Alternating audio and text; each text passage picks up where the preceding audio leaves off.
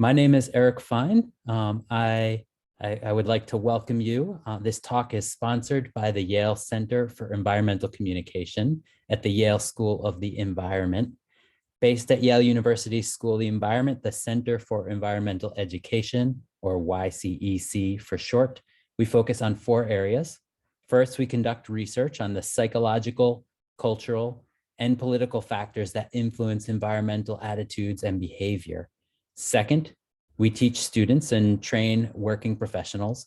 Third, we convene a global network of climate communication scholars and practitioners. Finally, we inform and engage the public through environmental journalism, including Yale Climate Connections, a climate-focused news service that engages many thousands of people every day and includes a short daily radio story that airs on more than 680 radio stations nationwide and a few internationally. We think a lot about which audiences in the US are most strategic to engage on climate and environmental issues. And we found in our partnership work with the American Alpine Club, Audubon Society, Protect Our Winters, and other organizations that more than in the general population, people who are into the outdoors across the political spectrum are deeply invested in addressing climate change and environmental issues. If you are an organization looking for support in your comms, please reach out to our partnerships team at ypccc.partners@yale.edu, and we'll drop that in the chat for you if you didn't catch it. Logistics, the chat is closed. Please use the Q&A feature at the bottom of your screen and be aware that you only see the questions you asked, not other people's questions. We have folks monitoring the questions, so be assured your question will be seen. We will make a recording of this conversation available on our website and send a link to everyone who registered. Today's talk will be moderated by Dr. Ken Gillingham. He's a professor of economics at Yale University with a primary appointment in the School of the Environment and secondary appointments in the Department of Economics and School of Management. In 2015 to 16, he served as the senior economist for energy and the environment at the White House Council of Economic Advisors. Prior to this, prior to his career in academia, Ken was a wilderness ranger in Wyoming, and that's why he's the perfect fit for moderating this conversation. I pass it to you, Dr. Gillingham. Great, thank you so much. Thanks, Eric, and thanks to the Yale Center for Environmental Communication for making this exciting panel happen.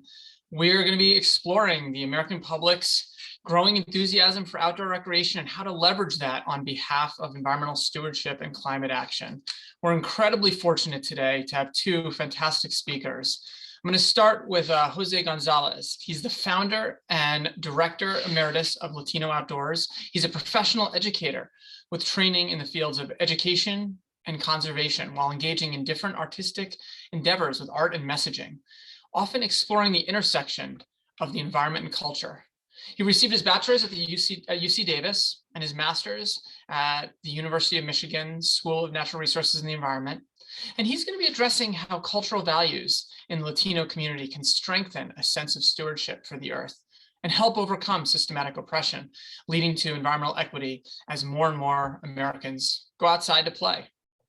Second, we're joined with Chris Perkins. Chris is the Senior Director at the Outdoor Recreation Roundtable, and he's also a 2021 graduate of our own school, joint degree holder between the Yale School of Management and the Yale School of the Environment. And he's going to be discussing an analysis they've done of how the $689 billion outdoor recreation industry has captured the attention of policymakers on both sides of the aisle, in fact, and how the dynamics of 2022, with everything going on and beyond, now make this a critical moment for more outdoor recreation investments. So I'm going to start off with Chris Perkins, who's going to help us set the stage and provide a presentation. Chris, please feel free to share your screen. After Chris, Jose will be giving a short presentation, and then we're going to have a moderated discussion. And I look forward to all of your comments and questions. Many thanks, Professor Gillingham, and it's so great to be on this call. I wish I could be with you all in person in New Haven, which, like Professor Gillingham mentioned, was my home for 3 years as a joint degree student between. Chris, just so you know, you're not sharing your slides right now. All right, let me fix that. Hold on. Yeah. How about now? You are. Excellent. My name is Chris Perkins. I use he, him pronouns, and I'm delighted to get to share with you some of my work today and also to hear from José Gonzalez, who is an excellent colleague and someone whose work I admire greatly. So to kick things off, just a little bit of a roadmap for the next 15 minutes or so. First, I want to talk about what outdoor recreation is, what it means, have a little me time to talk about my background in this work, answer the question, why recreation right now, and then leave you all with some big questions for the outdoor industry to resolve. And I hope that if you only take away two things from this presentation, it's these. One is that a convergence of factors make now the ideal time to be investing in outdoor recreation infrastructure. And second is that the outdoor recreation industry faces some big questions in terms of its long-term economic, social, and environmental sustainability that hopefully we'll dig into in our conversation today. But first, I want to ground this conversation with a shared definition for outdoor recreation and the outdoor recreation economy. And outdoor recreation can look a lot of different ways.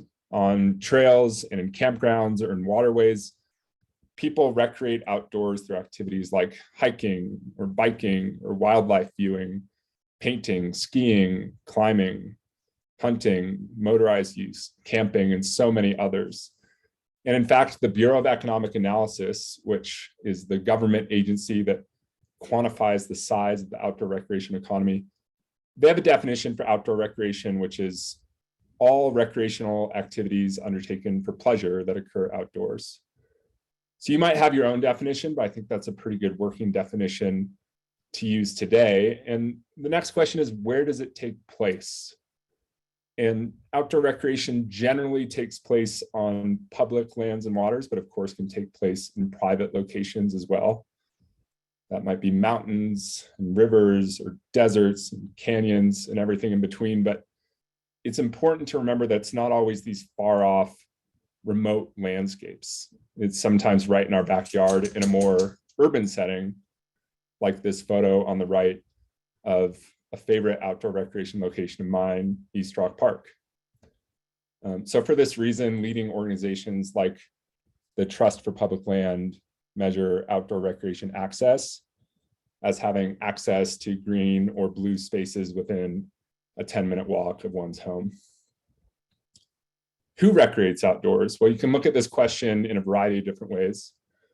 One important way is to break it down by race and ethnicity. And in general, the statistics show that outdoor recreation is a pursuit in which the white community is generally overrepresented or over-indexed, and non-white communities are generally under-indexed compared to their demographic share in the US population.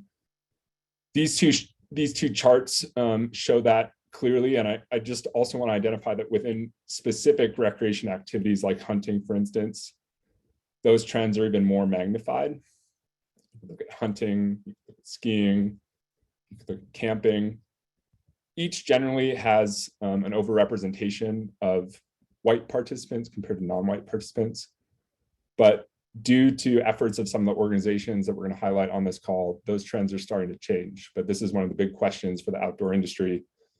How can we make this space more relevant, inclusive, and welcoming to everyone, not just a select few? And the last thing I'll add is that these trends are no accident. This is not some random anomaly, but in fact, centuries of discrimination and exclusion through both legal and extrajudicial means have made outdoor recreation a predominantly white space and made non-white communities feel less welcome, in certain cases feel fears of safety. And so the organizations we're going to talk about today are actually working to address this history and break down modern barriers to access. What kinds of organizations exist within the outdoor industry? Well, I think this graphic is a helpful start. You can see public sector, private sector, and NGO organizations that help in this pursuit of getting people outdoors. And by extension, you can also recognize that there's a wide variety of outdoor recreation jobs that help in this process of getting people outside in meaningful ways. And when you step back to the US economy, you start to realize that outdoor recreation has a foothold throughout the United States and significant economic impact. And so the Bureau of Economic Analysis, which I mentioned prior, has quantified the value of the outdoor recreation economy, and the statistics are major. 4.3 million jobs, $689 billion in gross output, 1.8% of GDP. You can also see on the right here a breakdown on the state-by-state level. But it's not just economics. Outdoor recreation helps benefit public health. Outdoor recreation helps connect communities. Outdoor recreation helps address climate change by connecting people to places of significance and building environmental stewards. We're going to talk about that more today as well. And for this reason, outdoor recreation has wide bipartisan appeal. One example of this is the Great American Outdoors Act, which was signed into law in 2020. It allocates $900 million annually to the Land and Water Conservation Fund, billions of dollars to deferred maintenance, and passed with a voice vote in the House and 73 votes in the Senate. And I challenge you to find many other issues nowadays that can achieve such wide bipartisan support with such significant allocations. And outdoor recreation is one of those things because there's a little bit of something for everyone in terms of its benefits. So I want to have a little me time. And me time starts with my family. This is my family. I start with my family because they're the reason that I do what I do in the outdoors today. Growing up, we spent a lot of time on outdoors trips, from biking to climbing to camping, or in this case, backcountry skiing. And this is where we felt our sense of community. This is where we felt connected to place. This is where we fought and challenged each other and learned practices to help make us better people. It's because I have two kooky parents who do things like put their dogs on kayaks or sleep on the side of big walls in Yosemite. And from a young age, they were putting me in the outdoors and giving me responsibility. I do want to clarify, there's no way in this photo that I could be doing anything to steer this boat significantly, but it sure felt empowering. And it's definitely helped me, I think, as an adult, be an effective guide of my own. And this is just a short video from the Grand Canyon just a few months ago, where I was guiding my own family down the river. And so I've transitioned that into professional pursuits, like working at the Teton Science Schools as a field educator, or at the National Outdoor Leadership School, where I'm shown here with some colleagues leading a trip. And it's also where I spend time with my wife, who also enjoys recreating outdoors. And we're expecting our first kid in a few weeks, and I'm excited to pass on some of these values to them. I want to talk now about how these values have made their way into my professional career. And that starts with a woman named Theresa Baker, who is also an amazing outdoor recreationist in her own right. Theresa enjoys spending time on the California coast amid the redwoods. And she's had a number of formative experiences in the outdoors, one of which being a trip to Yosemite National Park in 2013. And she had a great time in the park, but during her visit, she noticed that there were no other Black faces visiting Yosemite that day. And it inspired Theresa to spend much of her career advocating to build a more inclusive and representative outdoor industry. For some time, I was doing some research and writing about why I thought the white outdoor community owns some responsibility to help build this more inclusive and welcoming outdoor industry. And Theresa and I connected, and she said, I have this idea for a pledge. And the pledge would be something that organizations take on to indicate their commitment to building a more inclusive outdoor industry. It could be a big business, it could be a small business, nonprofit. anyone in between. And I said, I'm in. So together we developed something called the Outdoor CEO Diversity Pledge.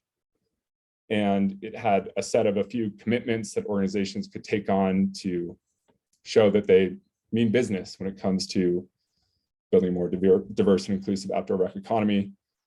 And after several years of the pledge, we've been really thrilled to see around 180 businesses of all sizes and nonprofits sign on. Theresa is also a colleague of Jose, and I imagine he'll speak some to the work he's doing with her later in his portion of the presentation. Another important part of my story is going to the School of the Environment, School of Management.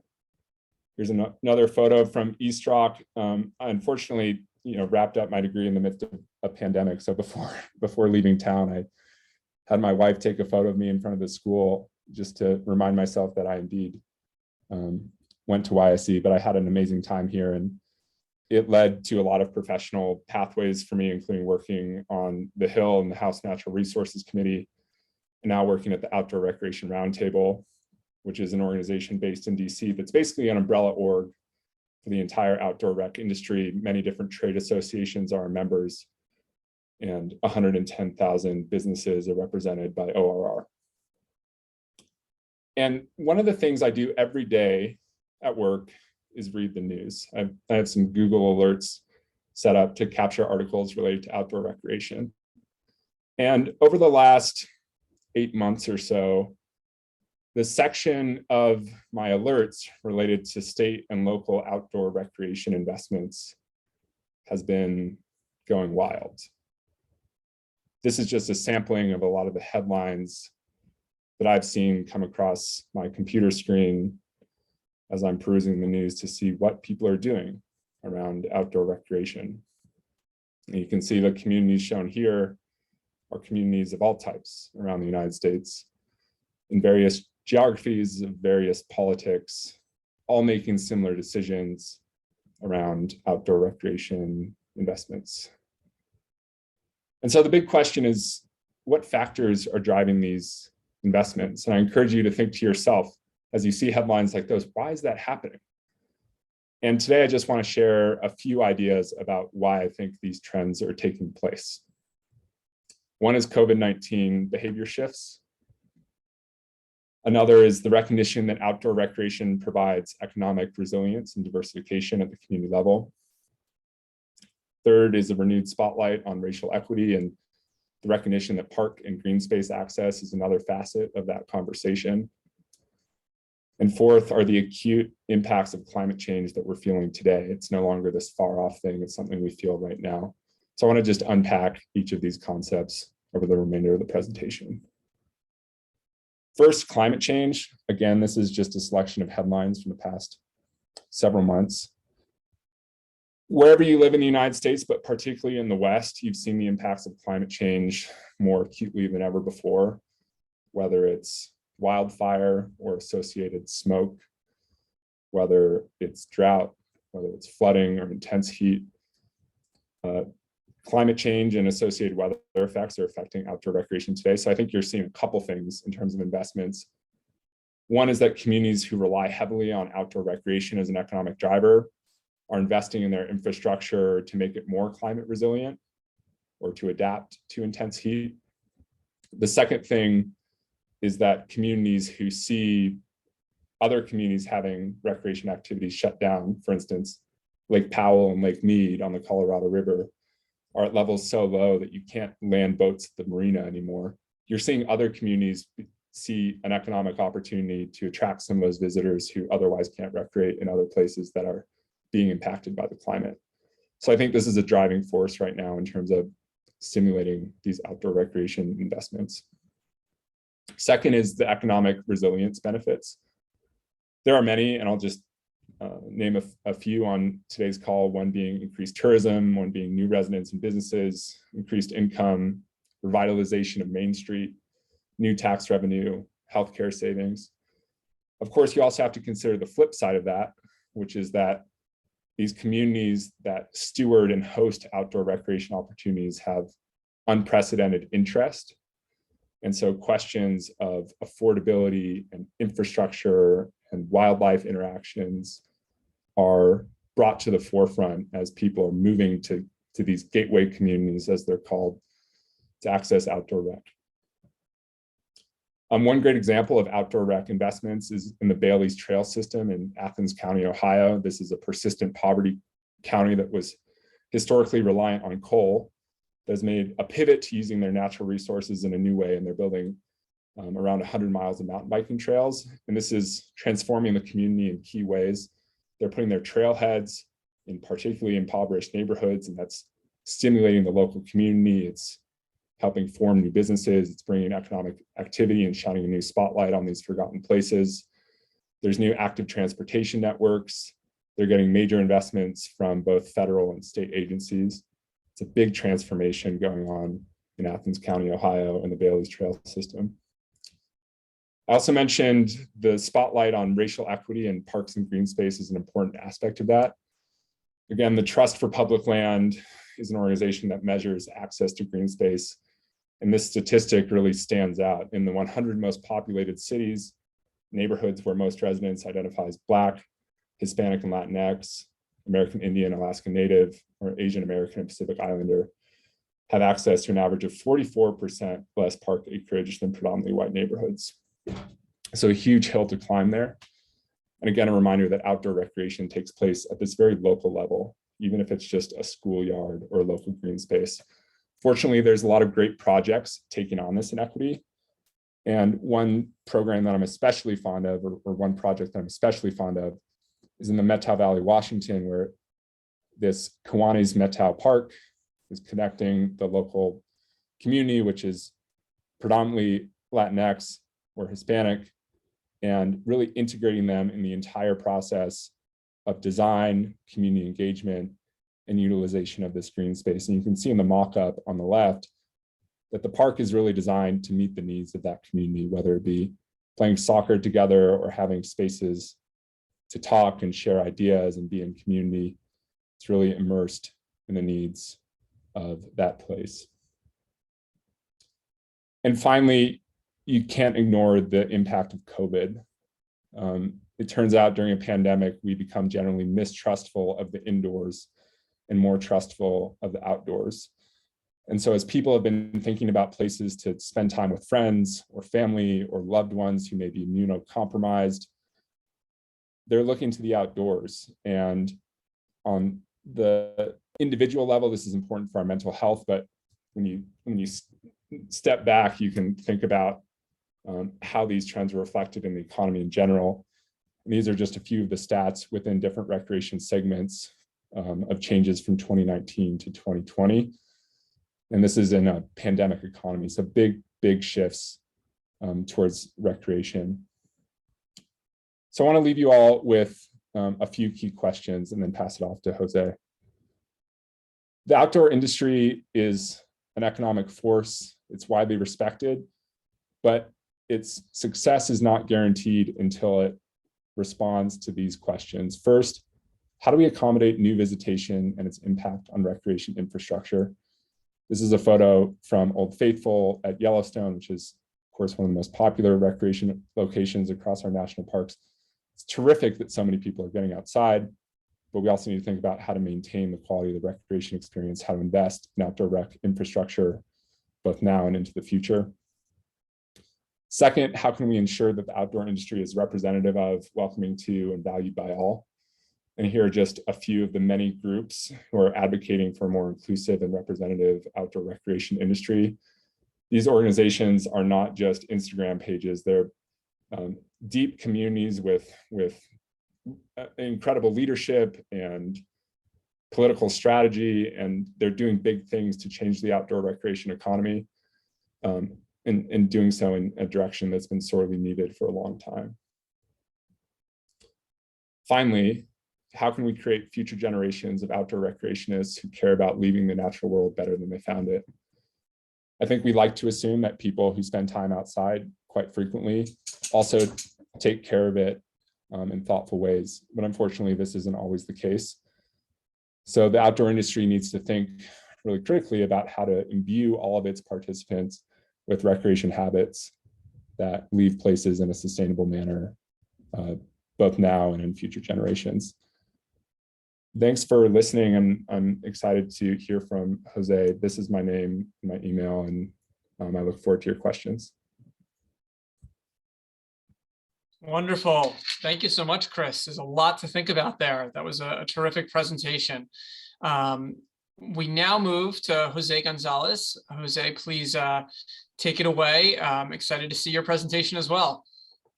Thank you, and awesome, Chris, as always. I always enjoy being in these spaces with someone like Chris, because I know he has access to both data and information and perspectives that I get to benefit from. So, I love being able to be here with you all. And so, first of all, saludos. My name is José Gonzalez, he, him, his. I'll respond to anything offered with joy and respect. And I am greeting you all from ancestral, traditional, stolen, unceded, and occupied lands of the Nisenan, of the Maidu, Miwok, among many others, and what is at the moment out in Northern California by Sacramento. Excited to be here with you all, and I want to be able to share definitely some complementary perspective to what Chris is sharing. So I really want to stress that point. So as the audience, you keep in mind what Chris has shared in relation to what I'm sharing, and knowing that, of course, we'll mention more in conversation. So that's really critical, so you don't see them as disconnected in any way whatsoever. And I'll share a couple of my slides here. You should be able to see it. If you don't, I know I'll get the ping to make sure that it's visible. For any of you that tweet, feel free to drop in an observation, a tweet, reflection, and whatnot over on Twitter or other social media. I want to start with a few quick slides on, as Chris mentioned, the meat part. They're only little snippets. All of this will all be just snippets, really as introduction points. But I hope they provide both that entry and orientation as to kind of why are we here in terms of being with you as speakers. In this idea of kind of the outdoors, both as a social construct, but then of course as the varying definitions we need for it, for policy, for programming, for livelihood, you name it, for me begins with these connections with these spaces, with the land, with nature, and of course with each other. And a lot of my current work is really oriented as to how can these be healing experiences, interactions for both ourselves as individuals, for both with each other in relationship as communities, and then of course for the land itself. And much like many, there's been transformative experiences throughout all of our early years. I'm an immigrant from Mexico, so came to the US right before the age of 9, grew up in a relatively small rural town. So that was my first outdoors, was just outside.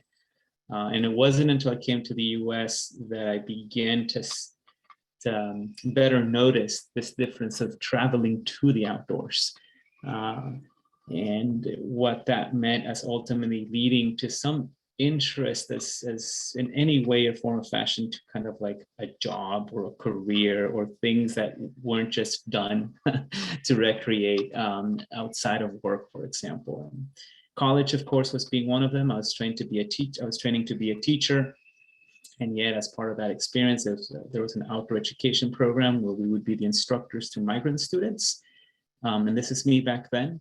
And that provided a lot of that framing, not just of like, let's go be in some of these outdoor spaces we've never been before, but now we also are there with a responsibility to teach, and to teach those that are very much like me, migrant students, English language learners, first in their family to go to college, primarily, Latino students from California. So those make a mark, and you can see a direct relationship between that to the founding of Latino Outdoors many years later after graduate school, trying to connect this interest, curiosity, and passion to want to see, I know there's others like me. Where are we? How are we in community? And then representing not just ourselves, but rather the relationship between our identity with what it means to be outdoors.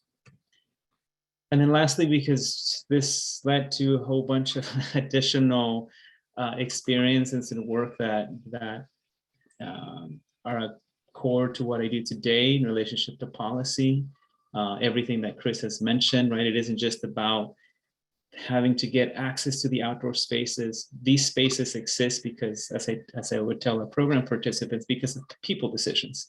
To me, the policy is the people decisions. So we've inherited people decisions of 10, 50, 100, 200 years ago. What people decisions are we making now in terms of what continues conservation successes into the future, redefining those, how those values may shift and change. That for me, at the end of the day, is still about having healthy landscapes and healthy communities. And so the next kind of chunk of slides that I'll share are to provide some of this framing. There's a lot that I took out, but because of the time that we have, but hopefully this will also spark some questions, as Chris was mentioning, as well as points of engagement. So this is kind of one of those user curves, right? You often see this a lot in tech, probably, just like who's going to be the early adopters, who are the intentional users of a new product. And when we look at the outdoors, this comes from Charles Thomas, the executive director of Outbound Adventures. It prompts a good questions to say it can be easy for environmental conservation organizations, outdoor brands, to connect with the intentional users, those of us who are already hiking, for example. What does it mean to put energy, resources, time into intentional non-users, and to really unpack that? And this is what I like to spend a lot of time as well, because we can begin to understand what maybe layers beyond just, I don't like it, right? Do you want to go hiking? No, which is fine. There's a lot of us that won't like some outdoor activities. It's the question to understand, to not leave it at that, especially for communities of color or a lot of impacted, marginalized, systemically excluded communities, because there may be deeper reasons and they don't want to get into it with you. But if you take the time to really understand, you can see why it's just easier to say, no, thank you, not for me. Or to unpack for, expressions such as like, yeah, that's for white people. Right? It's like those to me have become entry points. And with Latino Outdoors, it was the same thing. How could we rephrase the question from does the Latino community care about the outdoors to how do they care about the outdoors in ways that we may be unfamiliar, in ways that we know, in ways that could expand what it means to be in this space. And so this is some stuff that I know Chris is familiar with, because he's definitely the data expert, I think, around this. So I'm sharing this not because it's to say this is what you should, this is the survey data you should anchor on, but rather as an example and as a contrast. This is from the Outdoor Industry Association, they're the Outdoor Foundation. This is kind of like their, Chris, you can correct me, I think it's their annual, if not every other year, participation report. The pandemic, of course, affected quite a bit of that. But at least this presents, you can get that idea of a trend. And why I value for this is you can look at the way that it tells you, look at the green line for the identified Black demographic, and you're like, that's pretty low compared to the other ones. You can see some trends moving up, for example, in terms of Asian demographic and so forth. And it can be easy to just say, well, that green line, is it because lack of interest? Are all the activities they might care about represented in the survey? Would this affirm for some people, what may be some systemic barriers and so forth? There's a lot of questions that can come out. But one of the ones for me to challenge is not to say that it would be, well, maybe they're just not as interested as others. Because then this comes from the 2017 Nature of American studies that presents an interesting question for me, as when we talk about the outdoors, what are we saying? Because this question here is asking, how would you rate your interest in each of the following activities? And so for this was hiking. And when you look at interest in hiking, for the a lot at 19%, there is that identified Black demographic again. And it can be easy to then, that's what leads to the heading here, right? Interest in hiking lowest among Black adults, for example. There's a lot of other stuff going on here, but you can see that takeaway. And yet if instead of asking for hiking, you ask for walking outdoors, those percentages jump up and shift. which then for me is like the question, well, what's the difference between hiking and walking outdoors? I say that with some humor because in some ways there is no difference. And yet, what do we communicate as the differences, right? And if we never ask the question, walking outdoors, we can miss a lot of representation that's happening and ask, what does that look like for people? Why are they engaging? What do they care about? It's just, it expands for me the story, the narrative, adds more complexity, more nuance, and a lot of what's needed in that way. And this, to Chris's point as to a lot of this wasn't just happenstance or quote unquote natural in its development about interest. You're dealing with when we talk about systemic and structural elements, is that there were forces, a lot of time, policies, for example, resource flows, structural elements that shape some maps, literally and figuratively, as to who could recreate and what. And a classic example, Shenandoah National Park, in which you had, as in the context of segregation and Jim Crow laws, that you have separate campgrounds. And you could still have Black families recreating, for example, but you already began to shape and restrict the flow of what that could look like. And I share that because a lot of us, I think, are a lot more familiar with redlining now. It's become, I think, it's becoming, if not become, a classic case study when we talk about this relationship between individual choices and abilities and agency and structural elements that shape and define that beyond just market forces or beyond just personal choice. And so with redlining, we know we have these maps, they exist for that. They exist in such a way that you can't deny clearly how they were shaping the ability for families of color, especially Black families, to be able to say, you can't just choose where to live. It's affected by how that will be supported, resources beyond just individual discrimination, for example, and apart from just that individual choice. So I share that because understanding redlining as it presents those opportunities can then make us think, well, how does that look like in relation to the outdoors? I use Marin County because, I'm from the Northern California Bay Area, and it's a striking example of having all of this access, right, to some of the most iconic landscapes of the Bay Area in one of the most highly segregated counties.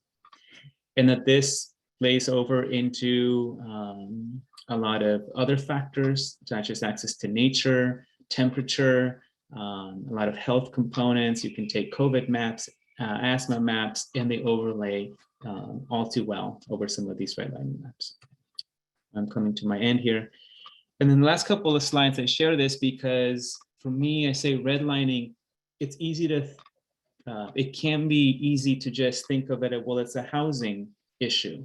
It's something in terms of to tackle it from that perspective.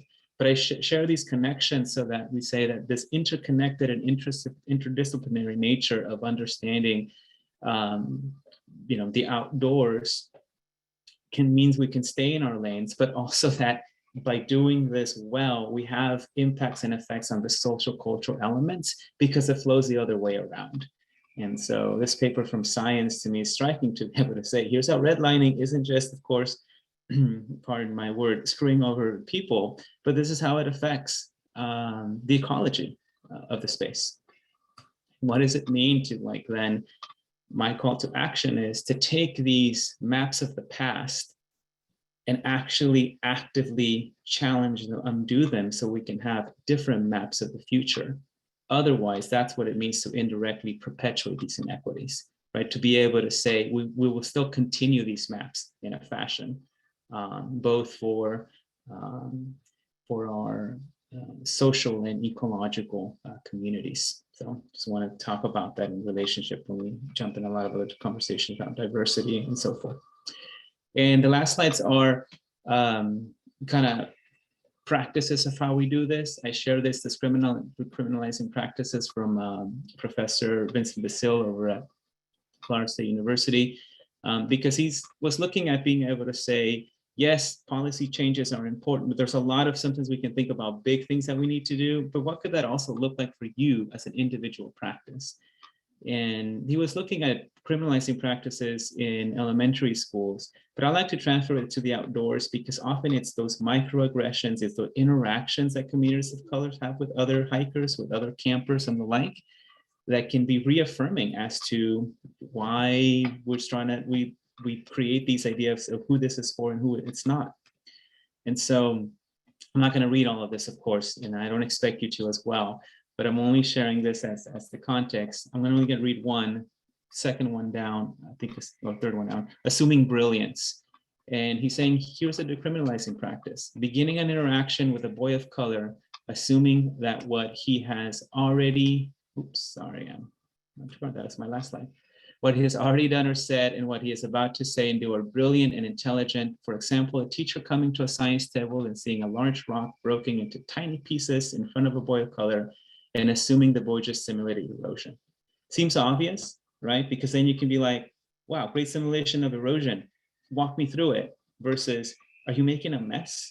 Are you, did you pay attention? And you can see how that transfers often to communities of colors in interactions with law enforcement out in some of these spaces or law parks. Rather than, hi, can I help you with something? Is, do you have a permit for that? We got a complaint that you are being too loud, right? And so those are little mental models of shifting the mental models that I want to push us on. And so my last slide is, these questions are reflection that can be helpful, because sometimes we hear, racism, you just called systemic oppression, but you know what, the outdoors is for everybody. I'm fine out there, so I don't understand how this is, difficult for anybody else. So these questions can help a starting process. Something like, why does this unsettle me? What does it mean for this is true? How can my unease help reveal the unexamined? And add in those points of conversation. So for the third one, how can my, or rather, let me see, the last one, how does this lens change my understanding? It could be, how does this lens change my understanding of race dynamics in this community and beyond, of race and gender dynamics in the outdoors? So that can be helpful. So we have growth-oriented challenges as we challenge our cognitive maps. Again, so we create these different maps of the future. And I will stop there. Wonderful. Thank you so much for the insightful and thought-provoking remarks. Wonderful follow-on and great connections to the first presentation by Chris. So we're going to begin a set of Q&A right now. There are fantastic questions that I've already seen come into the Q&A, and I'm going to get to several of them. We have about 15 minutes, so try, Chris and Jose, to keep your answers to be somewhat concise if you can, so we can get to several questions, because there's so many things to discuss based on these really wonderful and thought-provoking discussions.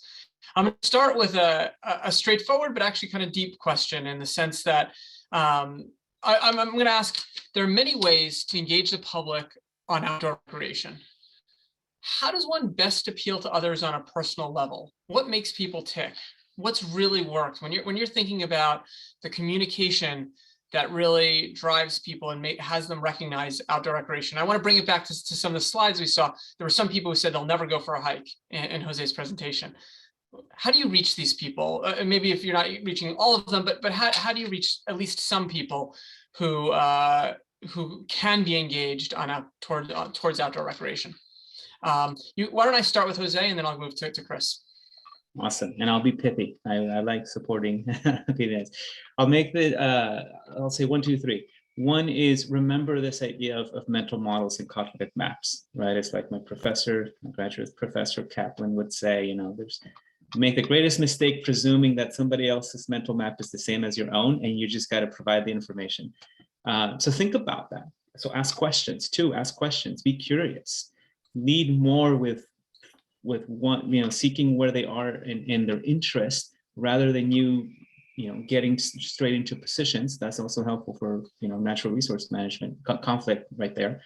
And then last, that helps you apply that learner's mindset to be able to think about, if you didn't have the expertise that you already hold around that activity, for example, setting up your tent or hiking and whatnot, remember what is it like to learn for the first time?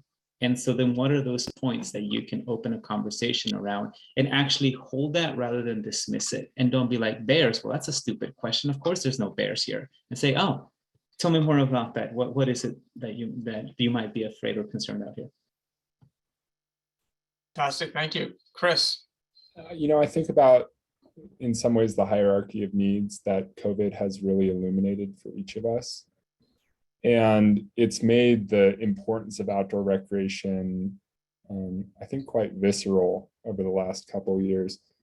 It turns out that after you've tried baking sourdough bread or watched The Office or finished your crushing job, we need a break. And it turns out that the outdoors is a place for all of us to collectively take that break, even if it's just sitting on our front porch for a little bit. And I think about just the individual stories that you can pull out just at a very personal level of the people who want to feel safe about visiting with their grandparents, don't want to get them sick, the parent who has a kid who they just need a break. Like they're putting so much effort into their kid because the daycare is closed. Turns out going outdoors is a great way to just have that break. You have maybe the teenager who is just really struggling in school right now because the whole dynamic around COVID has been very difficult. Again, the outdoors is that place to take a break and just be. And so I don't think about like instilling these outdoor rec values in terms of building lifelong hikers or bikers or climbers or whatever it is, but just building habits on a very personal level that are good for our health, allow us to just be and to take a break. And I think COVID has really shown a spotlight on that. So I think it's sort of about just holding a mirror up for people and being like, what have you needed over this past couple of years? Turns out outdoor recreation has been quite core to that. Great comments. I'm going to follow on that with another question that seems that's kind of been spurred by this discussion about how COVID has really made a difference. Do you expect that the shifts towards outdoor recreation that we've been seeing recently with COVID are going to be more ephemeral as we at some point get to a post-COVID world, or longer run? And if they are longer run, how do we accommodate the additional people recreating? There are news articles about crowded parks. Now, this is great for the economic activity in some of these areas, but it actually can be problematic if in some parks that are, I'm not going to use the word overrun, but they truly have crowd control issues, particularly some of the most notable national parks. So how do we make sure that people are filling their bucket, if you will, of the outdoors while maintaining environmental sustainability, particularly for some of our most cherished places? I'm going to go to Chris here and then to Jose. Yeah. So to the first part of that question, are they ephemeral? I don't think so. And I think that the predominant sort of impetus for that, again, has been COVID and the recognition of how much each of us rely on time outside to just feel normal.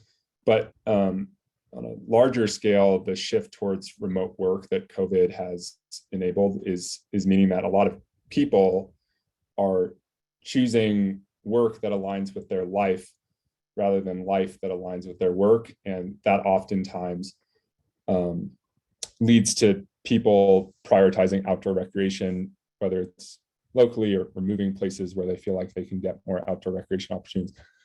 But I also want to highlight that there are a lot of forces that are pushing us back to the way things were. And I think the predominant force is the culture of me, the culture of self, that is predominantly driven by technology. If you look at all sorts of statistics about youth development nowadays, kids are generally taking fewer risks. They're more delayed in certain like life stages, like having their first kiss or getting their first car. And a lot of that, I think, has to do with just the role of technology in our lives and replacing interpersonal face-to-face interaction with online and digital interaction. And I think that's definitely a force pulling people away from the outdoors that has to be talked about. I don't think technology is unequivocally a bad force, but we need to be thinking about what it's doing to the development of community and intersocial relationships. To your question about managing visitation and impact, it's of course a critical one. When you look at places like Yellowstone, Yosemite, Grand Canyon, Great Smoky Mountains, breaking records for visitation in 2020 and 2021. I want to first start by saying, like, that's great. More people getting outside, more people building community, more people experiencing the public health benefits of time outside. But there's no guarantee that that newfound interest in outdoor recreation can be correlated with sustainability of the resource. So I think about a couple things. One is just personal education and the availability of education around good stewardship habits. Leave no trace is good, but it's not enough. People need to understand that they're part of this global community of outdoor recreationists that in aggregate has the potential to leave these places worse than they found it. And so education that meets people where they're at, that doesn't assign like a universal approach to every type of outdoor recreationist, that does education through some of these affinity groups that are popping up, ensures that the messaging is landing, that we're all stewards of these places, and that we all have a responsibility. The second thing I want to highlight is that there is a role for technology in this, and I think about visitation at places like national parks. Nowadays, when you go to a Yellowstone, for instance, you have access to data on a month-by-month basis about how many people are going to that place. But you don't actually have great data about how many people are recreating in that place on a given day. And I think by offering more sophisticated outdoor recreation data, we can actually help the public make more intelligent decisions about where and when they're choosing to recreate, and hopefully not contributing to an aggregate impact that's unsustainable for the resource. It's a tough question. It's an important question. I think ultimately it's good that more people are getting outside, but I think we need to talk seriously about how to ensure that these opportunities last for generations. Thanks so much, Chris. I go straight to the tough questions. Jose, I'd love to hear your thoughts as well. I'll make more room for questions, but the only thing I would add to Chris, because I think he covered it really, really well, is this is where the funding and policy component, public funding and policy is crucial, right? Because you want to ensure the infrastructure is there for both those experiences and the sustainability of the landscape. And then what does that look like to support a spectrum of engagement? So that's why the value of quote unquote local or urban parks that create some of this experience is just as much as supporting additional engagement with often less visited areas, but we also don't want to just push them out there without the infrastructure in all senses of the word to support that in a responsible and sustainable way. Jose just triggered something for me, which is that if you look at parks and recreation funding, both at a local, state, and federal level, you would expect it to track pretty closely with increased visitation like we're seeing nowadays, but instead it's remained generally flat. And so parks and rec organizations, federal public land and water management organizations are having to do more with less funding. So part of this is just increased appropriations to these places that enable outdoor recreation opportunities for all sorts of people. Yeah, I think these are all really important points. And I think Jose's bringing up an exceptionally important point about meeting people with infrastructure where they can go. I'm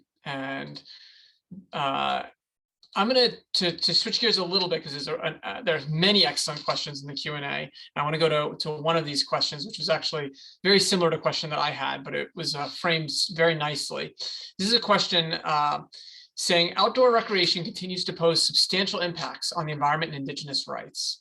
From the construction of mountain biking trails, use of boat launches and rock climbing, historical, archaeological, cultural ecology, and environmental heritage of indigenous peoples continue to be adversely impacted. What initiatives are your organizations undertaking to incorporate or improve tribal consultation and make sure that there's free, prior, and informed consent in the decision-making processes for outdoor recreation organizations and advocates, given that indigenous peoples are not even represented or discussed in much of the data that we tend to see here. So there are many different ways to take this, but in some shape, I'm going to reframe it as how are the rights and sovereignty of indigenous peoples and tribal governments integrated into decisions? Try and keep it relatively concise so I can get one more question. It's a Sure. great question that you could talk about for 10 minutes, I'm sure, but Oh, more than 10 minutes. easily. Yeah.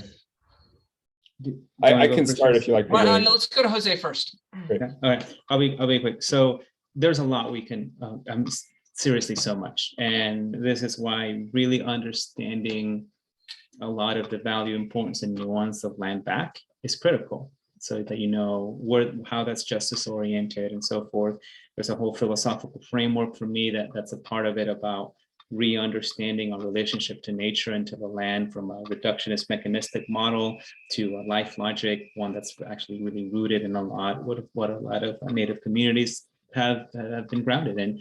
And lastly is, so what does that mean for me now is I try to make sure that I am not just an allyship and solidarity and conspiratorship as much as possible, knowing that I'm just as fallible as everybody else. But that means working in coalitions like the Outdoor Future Initiative that ensures that we're drafting legislation at the national level for some of this outdoor equity that includes tribal communities, that were possible. Obviously, you at minimum recognize consultation as needed and recognized by law. It's great that we have a new Secretary of Interior that has helped push and frame that. And we need be go beyond consultation.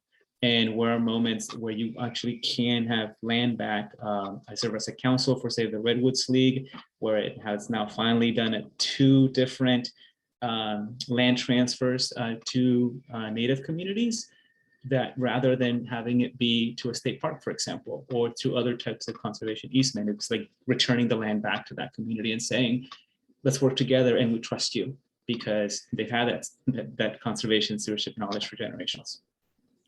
Yeah, Yeah, in the Chris, please go ahead. Yeah, I'll make it quick. In the political space, there's this concept called the Overton Window, which is basically the range of policies that are politically acceptable or socially acceptable in a given moment. And it's important to recognize right now that land back is within that window. And I think the reason for that is because there's been a lot more unearthing of that history of the forcible displacement and removal of Indigenous people from today's public lands. We talk a lot about the 640 million acres of public land, but that was Indigenous land prior to the designation of today's public land. And so the example that Jose described in California, there's also a great example in the Penobscot Nation up in Maine, where white-led organizations that have significant power and capital and resources are recognizing that the land that they enjoy is a product of centuries of displacement and relocation. There's an opportunity to rectify that, and land back is a great option. There's also great examples for co-management between federal or state agencies and tribal nations. There's a spectrum of sort of shared stewardship that moves in the direction of land back, and we just need to consider all of those.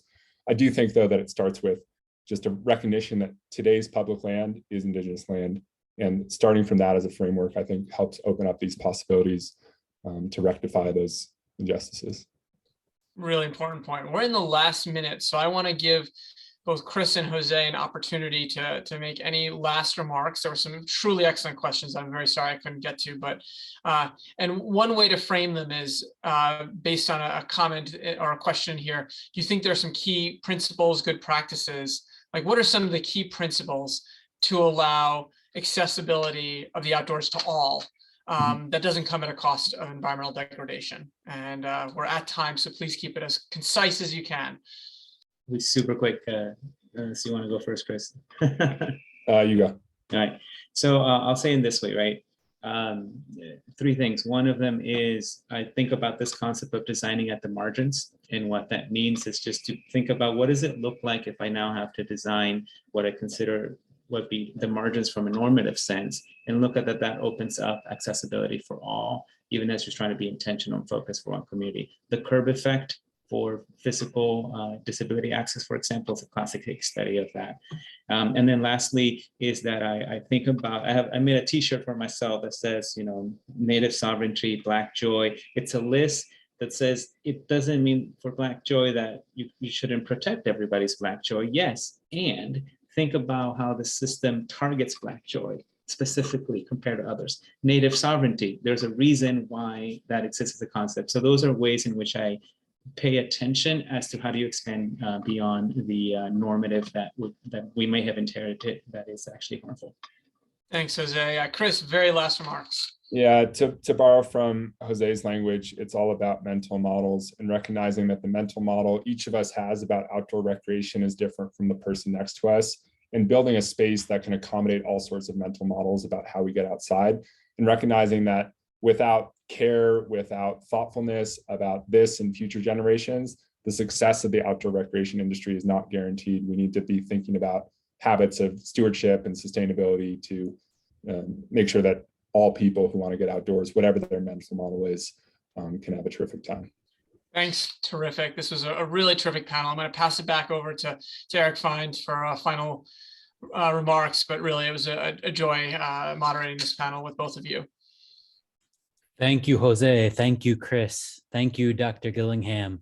I'd like to give a shout out also to the Outdoor Recreation Student Interest Group here at the Yale School of the Environment for their help with the webinar.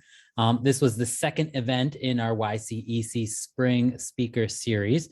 Everyone will receive a follow-up email after this with a recording, and we will be back soon and hope you will join us for a talk on communicating financial risk in the climate sector, to be held Friday, April 1st at noon Eastern Time.